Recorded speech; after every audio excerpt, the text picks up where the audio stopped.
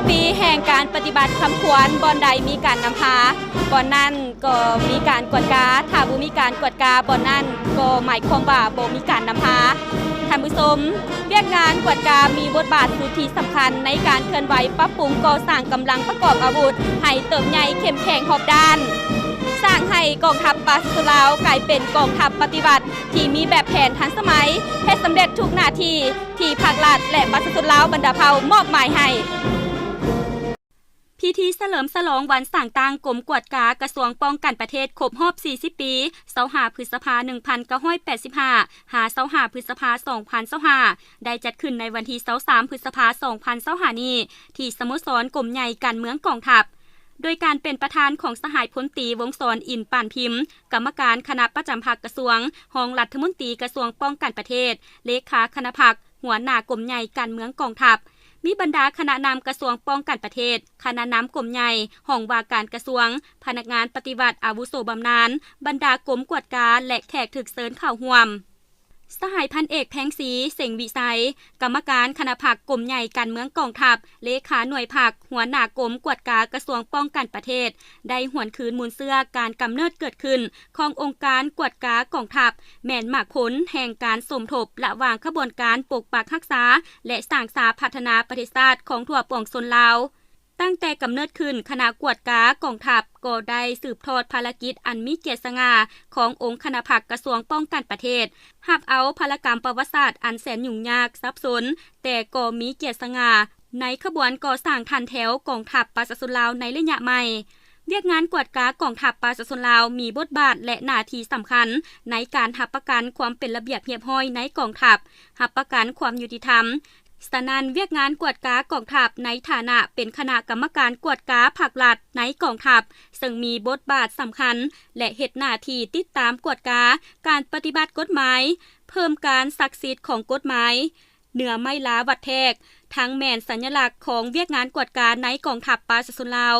ความรับผิดชอบรวมของทุกกรมกองทุกแขนงการแม่นต้องเด็ดเดียวปฏิบัติมาตรการยุทธศาสตร์ติดแน่นกับรากฐานสมทบทิศนำ4ด้านอย่างแน่นแฟ้นคือด้านการเมืองด้านเศรษฐกิจชีวิตการเป็นอยู่ด้านวัฒนธรรมสังคมและด้านป้องกันชาติป้องกันความสงบย้อนมีผลงานดีเด่นในการเคลื่อนไหวปฏิบัติหน้าที่การเมืองในระยะผ่านมา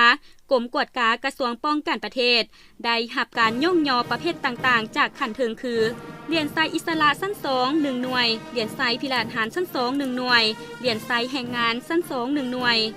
ได้รับใบยั่งยืนกรมกองเข้มแข็งหน่วยภาคหู้นำพาหอบด้าน5 ปีซ้อนใบย่องยอจากคณะพรรคกระทรวงป้องกันประเทศ1ใบใบย่องยอจากกรมใหญ่การเมืองกองทัพ1ใบได้รับใบยั่งยืนกอง3ปอด5ใบ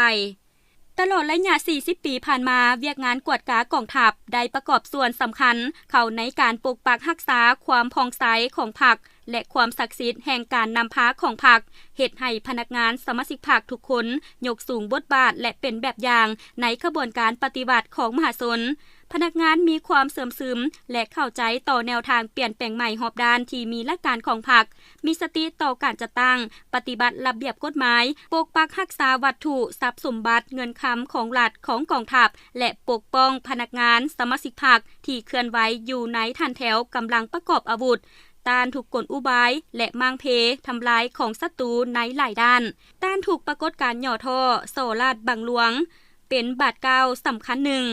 เวียกงานกวดกาได้กลายเป็นความรับผิดชอบการเมืองของคณะพรรคคณะบัญชาขั้นต่างๆบ่อนใดมีการนำพาบ่อนนั้นต้องมีการกวดกาบ่อนใดบ่มีการกวดกาก็หมายความว่าบ่อนนั้นบ่มีการนำพา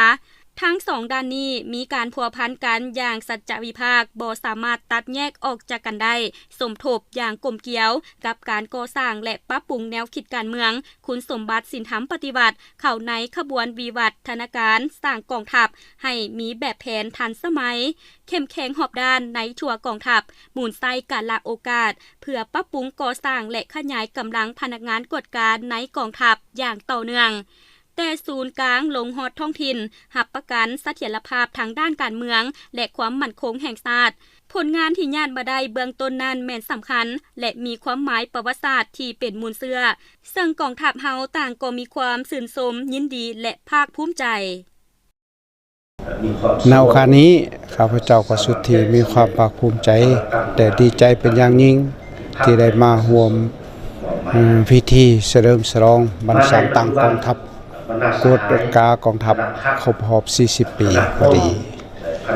เวียงงานกฎกากองทัพข้าพเจ้าเห็นว่ามีการเติบโตขยายตัวนับแต่มือเริ่มต้นถึงปัจจุบันนี้เกี่ยวกับการติดพันกับเวียงงานกฎกากับเวียงงานการนำพาของพรรค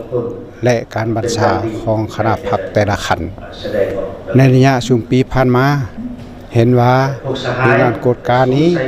มันได้เติบใหญ่ขยายตัวและก็ลงถึงขั้นพื้นฐานของกองทัพแต่ละระยะการดำเนินการกฎกาก็ได้ปฏิบัติตามพระบทบาทหน้าที่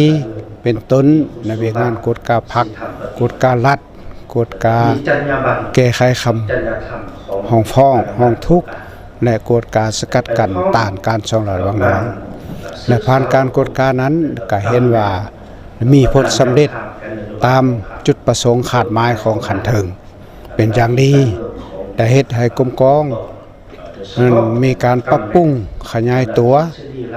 เฮ็ดให้พนักงานสมาชิกพรรคได้ฮู้จักแนวทางนโยบายของพรรคเกี่ยวกับเวียงงานกฎกาและก็มีสติระวังตัวเพื่อศึกษาอบรมและแก้ไขปัญหาปรากฏการณ์ย่อท้อต่างๆอยู่ในกรมกองของตนให้ดีขึ้นแต่ปัญหาสำคัญสุดท้ายนี้แม่นการกฎกาก็ต้องมีการชี้นำพาของขันเทิงอย่างเด็ดขาดเข้มงวดและเมื่อกฎกาพบเห็นก็ต้องมีการจัดตั้งแก้ไขให้เลิกซึ่งเทิงท้องและมีความเป็นธรรมนั้นเป็นบ้านจิตใจของข้าพเจ้าที่ได้ประกอบความเห็นพาเข้าร่วมพิธีเฉลิมฉลองบรรษาตั้งกรมกฎกากองทัพครบรอบ40 ปีความรู้สึกที่ภาคภูมิใจดีใจที่เห็นได้ผลงานอันเติบใหญ่ขยายตัวของคณะรับผิดชอบที่ได้งานต่อกองประชุมและก็มีความเบิกบานมวลซื่นและมีความเชื่อมั่นว่าเวียงงานกฎกานี้ในตอนหน้าจะมีการเจริญเติบโตขึ้นเรื่อยๆและก็อีกอันนึงก็เป็นบทเรียนและก็เป็นสิ่งที่ทรงความรับรู้ให้แก่บรรดากรมกองท้องถิ่นและอยู่ในสังคมเพื่อรับรู้ว่าเวียงงานกฎกาอยู่ในกองทัพก็ได้มีการเติบใหญ่ขยายตัวเป็นก้าวๆมาถึงปัจจุบันท่านผู้ชมตลอดระยะ40 ปีผ่านมาพนักงานนักโขบในทั่วองค์การกวดกาของกองทัพได้เฮ็ดสำเร็จหน้าที่อย่างมีไสสมเสยน้ำใจพนักงานนักโขบที่ได้เฮ็ดเวียกงานกวดกาในทั่วกองทัพจงอาจหารก้าวขึ้นเสริมขยายท่าแท้มูลเสื้ออันดีงามของตน